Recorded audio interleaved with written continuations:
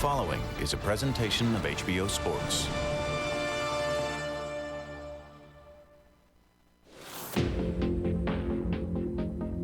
Dallas, Texas. The roads here stretch for miles in every direction. The seemingly endless throng of highways and byways both intersect and divide, transporting 7 million Metroplex residents to their destinations every day. And like these paths, in boxing, careers occasionally meet at a crossroads. At age 25, Mikey Garcia has already displayed the attributes of a fighter well beyond his years. Precise counterpunching, a finisher's mentality. That was a complete and very impressive performance from Mikey Garcia. The craftsmanship of a skilled veteran, along with a championship lineage. This is what you can't give a fighter. You gotta be born with this. An impressive victory tonight would further illustrate that for now, the road to boxing prominence looks clear. But expectations and results do not always converge. Juan Manuel Lopez was once on the same course. With the proud Puerto Rican boxing tradition behind him, the young all-action knockout artist fostered expectations that couldn't have been greater. It's over! A tremendous first-round knockout performance for Juan Manuel Lopez! But after some startling setbacks, Juanma looks to show the boxing world that the wear and tear of the sport hasn't already taken the tread off his tires at age 29. From the American Airlines Center in Dallas, the undefeated prodigy meets the man who once held that same label. Tonight could be the turning point of two careers. Garcia Lopez is next.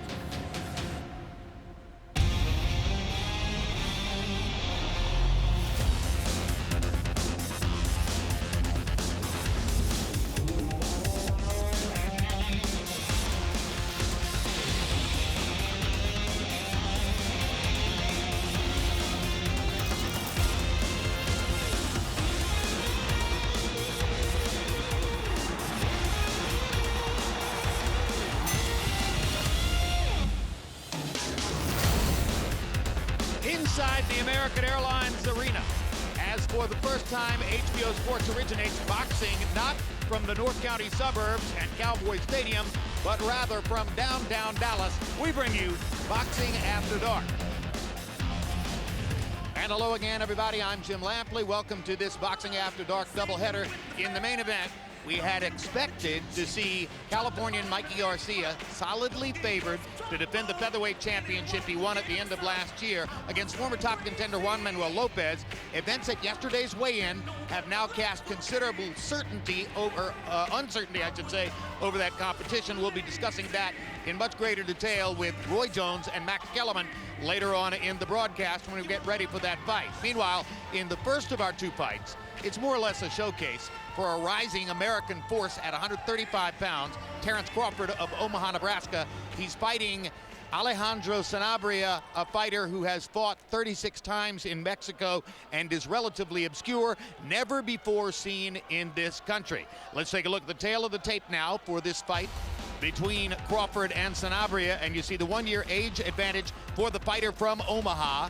He gives up an inch in height to the lanky Sanabria, but nevertheless has a 1.5-inch arm length advantage measured from the armpit to the end of the fist. They both weighed in a half pound under the 135-pound lightweight limit. And tonight, Crawford, who fought his last fight at 140 pounds, has rehydrated up to 149 and has an unofficial 8-pound weight advantage over Sanabria on our HBO scale as he comes to the ring.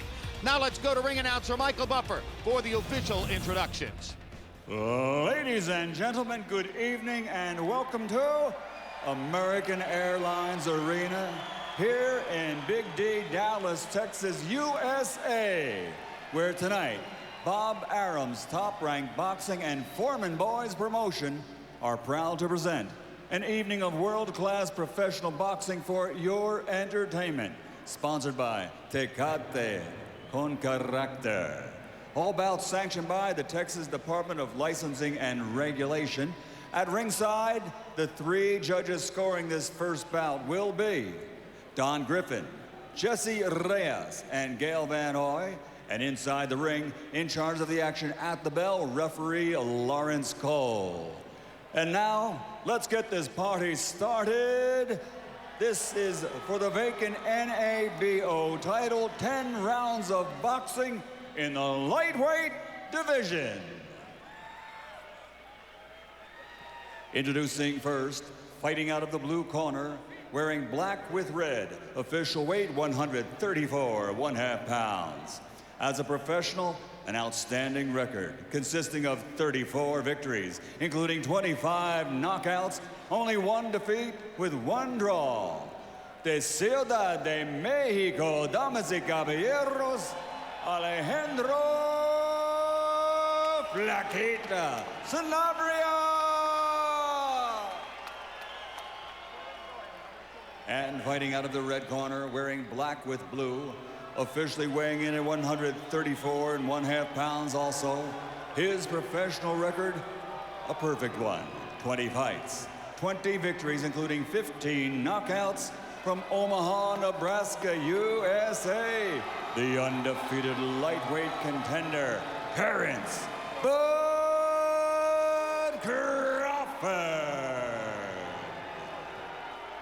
North side, south side, what up? Terence, Alejandro. All right, gentlemen, we went over the rules earlier in the dressing room. I want you to obey my commands, protect yourself at all times. Good luck. Buena suerte.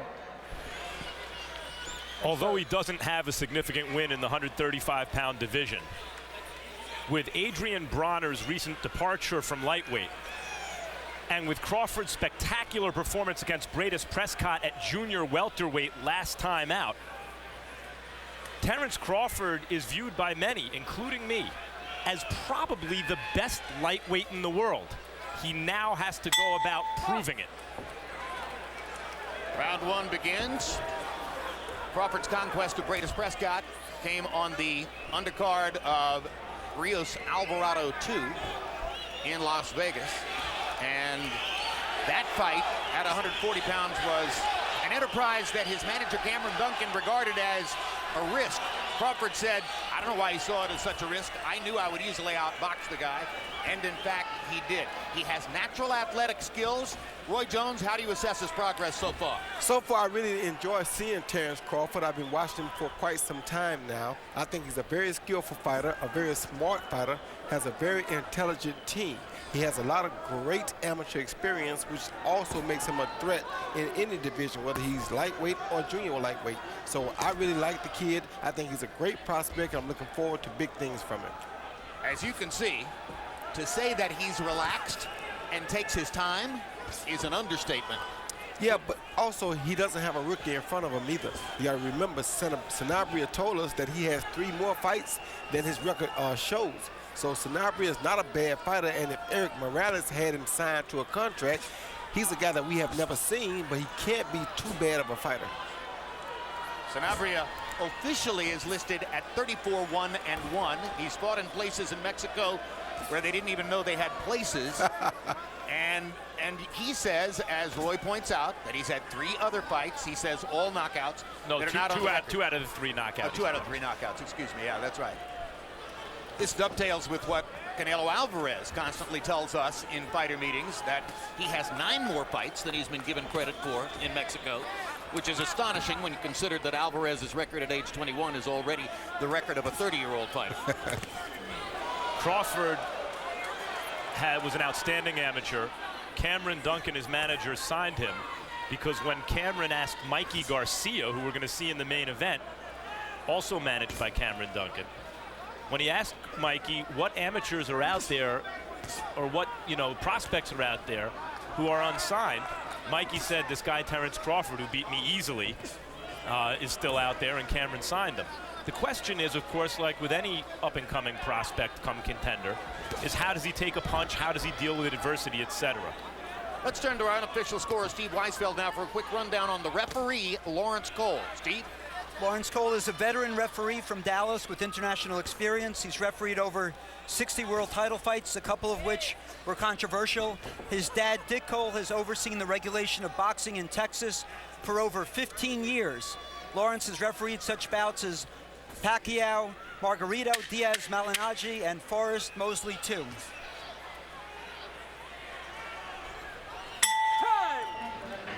Each each time Terence Crawford fights, he has the word Omaha emblazoned on the back of his trunks. We spoke with the Nebraskan about his native city and Carl Washington, his first mentor and coach.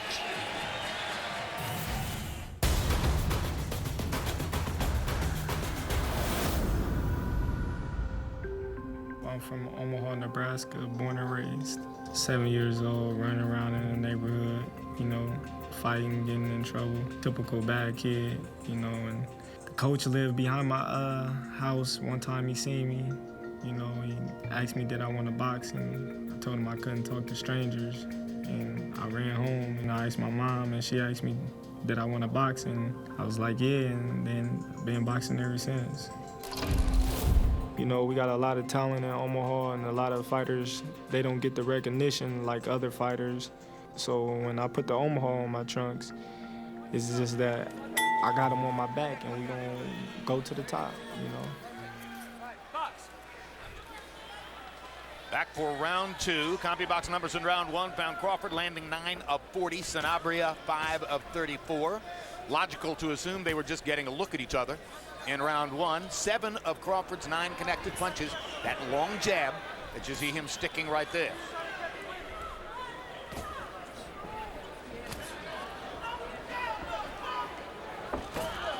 Ooh. Sanabria catches him with a left hook.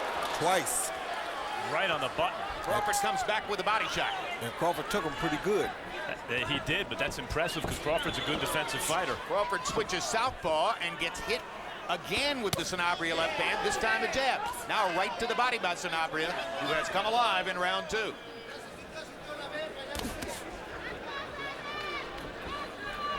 I told you before, I didn't think Sanabria came here to lay down. He's not a bad fighter. Being fought all over Mexico, like you said, Jim, in places that we never heard of, so he has to be okay. However, I think he does have a stiff job in front of him. And he's long and rangy and cute. He's tricky. Not exactly the same, but one of the belt holders in the division, Miguel Vasquez, is also a long, kind of tricky fighter. And Crawford and his team are targeting all of the belt holders.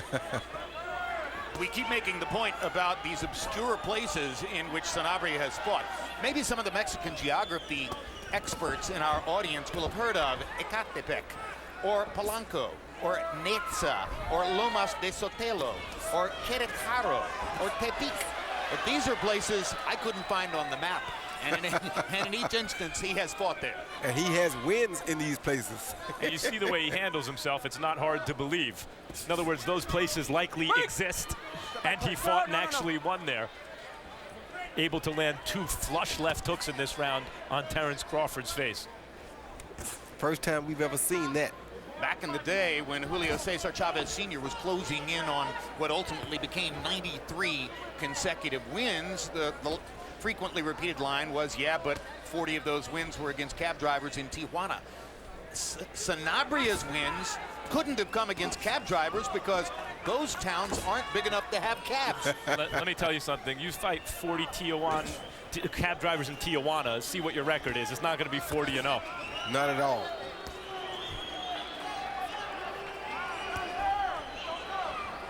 A lot of competition down in Mexico. They take boxing very seriously. And it's been a very competitive second round. There's a good right hand by Crawford. Just missed with the left hook following up. But Sanabria tries to land every single time that Crawford touches him. Alejandro Sanabria is yet another fighter from the traditional boxing hotbed of Mexico. He talked to us about his metropolitan hometown and his relationship with his father, Alejandro Sr., a fighter with 43 pro bouts himself.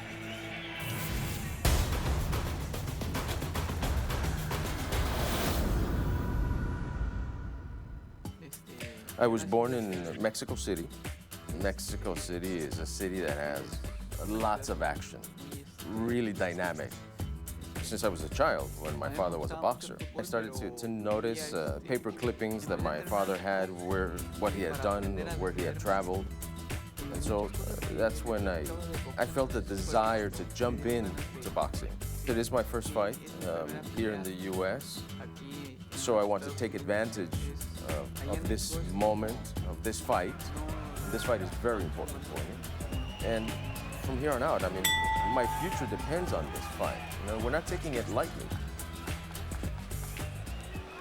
CompuBox numbers in round 2. Crawford 13 of 42 and Sanabria 12 of 43. In other words, virtually identical, but those two eye-catching left hooks early in the round by Sanabria might have been difficult for judges to overlook. Tell you, Sanabria is definitely going to make Crawford work here tonight. We're going to learn a lot about Terence Crawford here in these next few rounds. And he's not the ideal opponent for Crawford, meaning a rising star who's a boxer and a counterpuncher ideally would have a guy coming towards him looking to initiate offense so the counterpuncher could show what's in his arsenal. And instead here, Crawford has a puzzle he needs to figure out. And the puzzle's fighting back. You know, it's a good thing for Crawford, though. This is the type of activity he needs to see before he challenges for a title. So I'm very delighted to see him have to figure out how to solve this puzzle.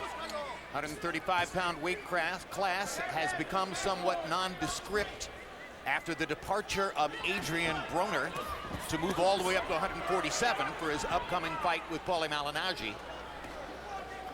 So there's room there for a star to emerge, and Crawford is hoping that he's the guy. He looks like the most likely candidate, but he's also got to make sure that the puzzle doesn't figure out him, which is happening to some extent here.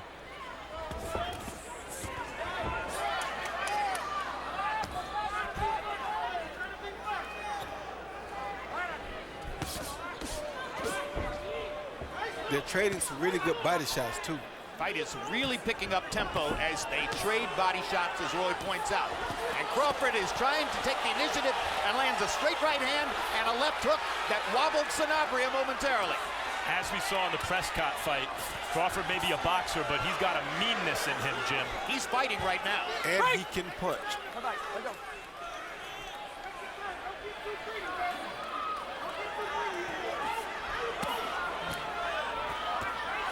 Now Sanabria scores a rally. Turns things around with the uppercut. He can take a decent punch too, Roy. And he throws a pretty good punch. That's Sanabria. But yes, Terence Crawford takes a really good punch. Good move by Crawford. Didn't know that we'd find that out tonight. Stop.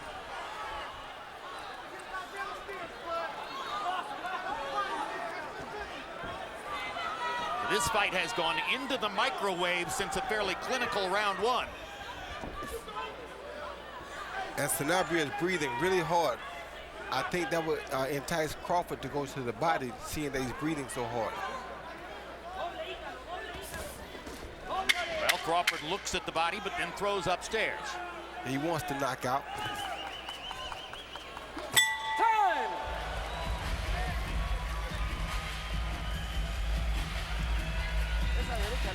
That right, you caught him with that right. Close up the guard. Yeah, don't spit there. Did he hurt you now? No? All right. Flex your waist, flex your waist. Get away from the punches. Exactly, okay? Hey, you're missing with that hook right hand because you get a little bit too close or you're falling in. So you got to do it off a feint and keep that jab in his face. Here you see Crawford hit Sanabria with a beautiful lead right hand, but it was followed by a good shot to the head right here that I think is going to hurt more so than anything else. That shot. Then he came back and threw it again, the double left hook. And I think those shots had Sanabria in a little bit of trouble. Later in the round, though, Sanabria made a little statement of his own with a couple of uppercuts on the inside against Crawford.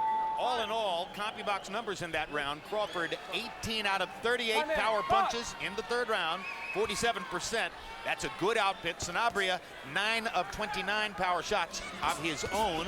Steve Weisfeld, how do you have it through 3? Jim, after 3 rounds, I have it 29-28 for Crawford. First round, Crawford was too quick, too sharp. Second round, Sanabria edged him with the bigger shots, but Crawford came back strong in round 3, so I have Crawford up by 1 point. I agree with that. That said, sometimes you'll see an underdog says CompuBox will say he landed 9 punches, and you wonder where those punches were. Sanabria landed 9 punches last round. He landed some clean shots even as he lost the round. Crawford said coming into this fight he wanted to set traps for Sanabria, but Crawford's also run into a few himself. Yeah, but the only thing you don't like is how hard Sanabria is breathing. He's breathing really hard early in this fight, and against a top-notch fighter, you don't want to find yourself breathing this hard in round 3. Sanabria trying to dig his left hook to Crawford's body. A little bit earlier in the round, he almost hit Crawford with a low blow with his right hand, wound up pulling the punch because he realized he was about to hit him in the cup. And if Crawford will go to the body here, he may find out a little bit about Sanabria. Good double right hand to the body by Crawford as they were coming out of that clinch. And what he found out about Sanabria is he punches back. Sanabria caught him with the right hand out of it. Oh, good uppercut. Interesting variety of punches from both fighters. Sanabria lands a straight left hand, or excuse me, a straight right hand down the pipe. Break! Well, both these guys know what they're doing in there.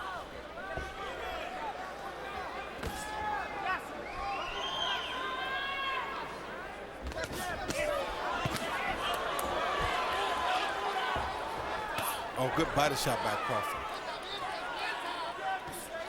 Crawford has dispensed with the counterpunching here, is taking over and leading, assaulting Sanabria, trying to make a statement as round 4 progresses. Well, Sanabria, as you see, is going for the knockout. He's really not trying to win a points battle here, and he's breathing awful hard. When a guy's breathing that hard, that doesn't seem like a guy who wants to outwork his opponent. He wants to try to get a knockout.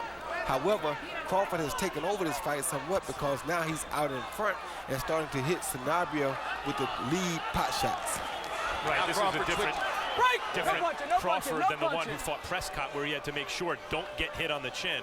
Here he feels a little more comfortable exchanging and is throwing some vicious shots upstairs and down, and as you said, Jim, making the fight. And he switches southpaw here, something he did with great effect against Greatest Prescott. He did it against Prescott to set up counter punches. He may be doing it here for an entirely different reason. In 2 weeks, it's the return of emerging star Gennady Golovkin.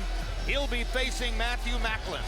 June 29, after live boxing. Stay tuned for the next edition of my show, The Fight Game, talking everything about boxing in a mid-year report. Golovkin-Macklin on June 29. So pick it up a little bit and keep pushing me backwards, all right? Your punches got to be a little quicker. Keep the speed and the snap on your punches, okay? Everything off the jab, son. You're doing good.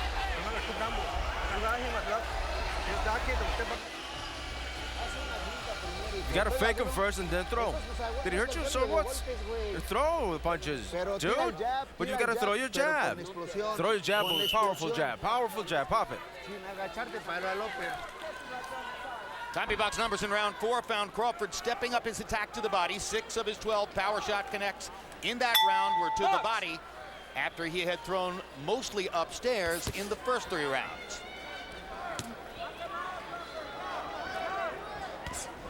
And you heard Crawford's trainer, Esau Dieguez, saying to him in the corner, everything off the jab.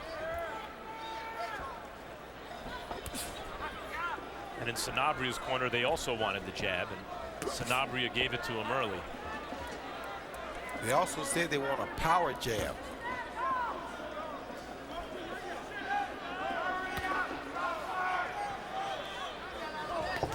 I really like Crawford's style, guys, because for a defensive-minded boxer, he's good defensively partly because he's not scared to get hit like that. In boxing parlance, he's not a scary fighter. He tries to stay responsible, but not so much that he's out of the pocket and causing dull action. He's willing to take some risks even as he boxes.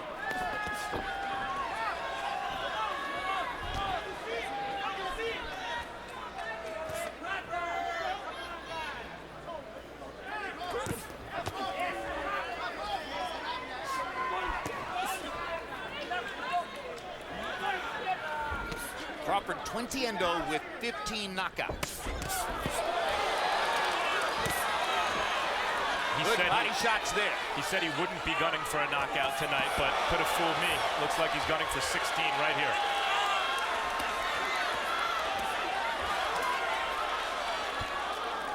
Good body work by Crawford in the mix of this combination as well. And that's what I mean about being a good defensive fighter. Sanabria is throwing whistling straight right hands right down the pike. And Crawford, who's been hit with some shots here, is moving his head and taking some risks. Takes a right hand.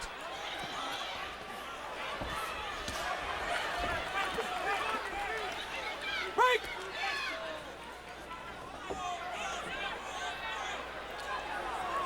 Still don't like how Sanabria is breathing so heavily out of his mouth. Has an unusual mannerism, Roy. Kind of gulps for air. Like something's wrong with his nose or something. I don't Exactly. know. Like there's a guy tattooing him with both hands to the body, maybe.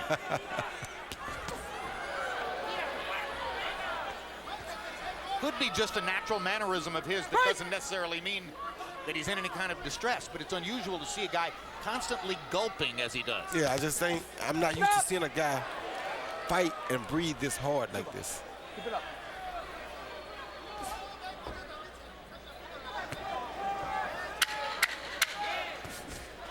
Stop!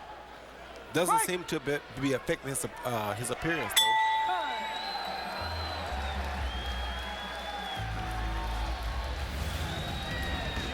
Brandon Rios in the dressing room of Mikey Garcia.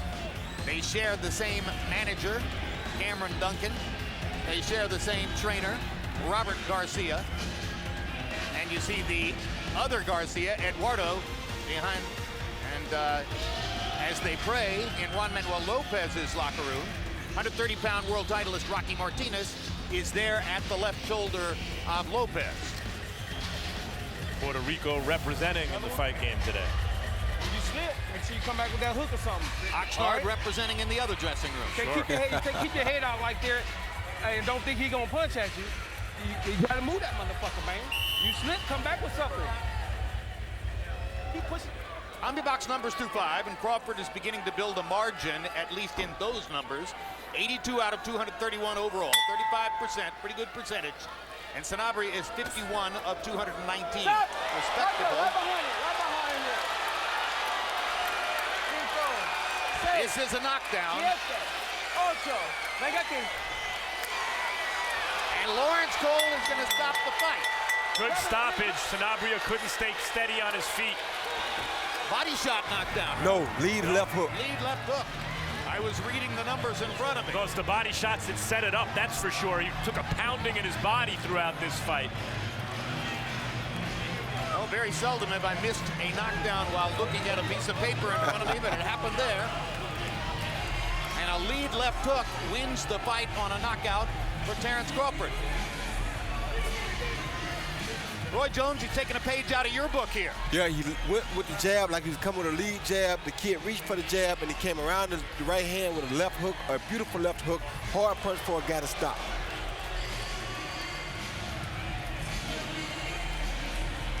You see the grin emerging on Crawford's face as he watches Sanabria somersaulting on the floor and realizes he may be on the verge of the KO. Here, another look. I mean, Crawford came out with a guy who could handle himself, who hit Crawford on the button a couple times this fight, and was just an aggressive boxer puncher the whole fight, took risks, savaged Sanabria's body, and finished him with one shot upstairs. Very impressive performance. There's the Crawford family, Dad Terrence Sr., Mom Deborah, reacting at ringside along with many around them. Crawford told us yesterday that there would be quite a number of people making it down to Dallas from Omaha, and they're celebrating at ringside right now. Let's go to Michael Buffer for the official particulars on the knockout. Ladies and gentlemen, the end comes at 17 seconds into round number 6. The winner by knockout victory. He is still undefeated from Omaha, Nebraska, USA. Terence "Bud" Crawford.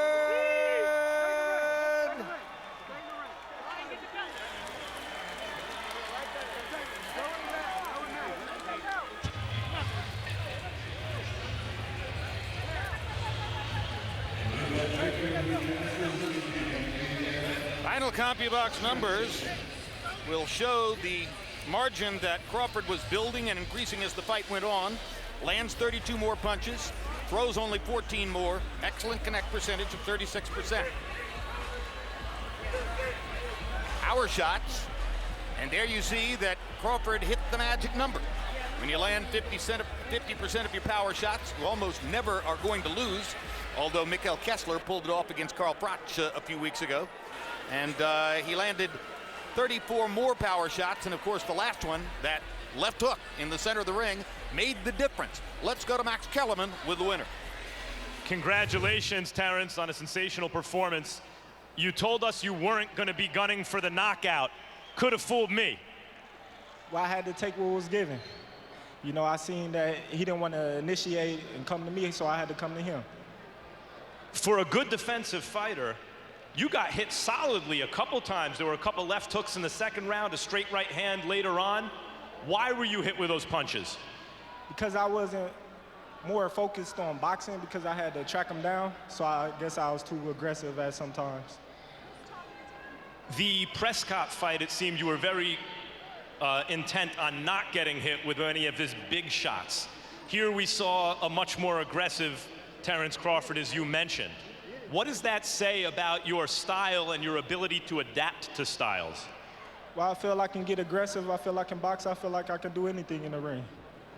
Did you view this as a statement fight to make after the Prescott fight to keep some kind of momentum going? What was the point here?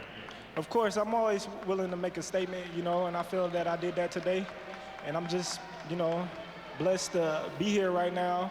Sorry, but I want to thank God. I want to thank my Aunt Margaret that's down looking from heaven, down looking after me. I'd like to thank you. Thank you. And I'm just blessed. You mentioned your Aunt Margaret, who you were very close to, who would come and cheer you on at tournaments as an amateur, etc. She died suddenly, and you dedicated this fight to her. What are your thoughts about that right now? I know she down there talking about send him home, bud, ain't nothing. I know she down there smiling, and she happy for me right now, her and my Aunt Debbie. Congratulations, Terence. Look forward to seeing you real soon. Jim? All right, thank you very much, Max Kellerman. We're coming to you from downtown Dallas at the American Airlines Center, home to the Dallas Mavericks of the NBA and the Dallas Stars of the National Hockey League. Up next, our main event, Mikey Garcia, defending the 126-pound world championship he won from Orlando Salido in his last fight. At least that was what we had expected as he got ready to face Juan Manuel Lopez, who a couple of years ago was in the position Garcia was in, expected to be the top guy in the featherweight division, before he fell apart twice against exactly that same guy, Orlando Salido. So at least against Salido, Garcia's 1-0, Lopez was 0-2. That was regarded as a big difference coming in. First, let's take a look at what's coming up on the HBO Sports calendar.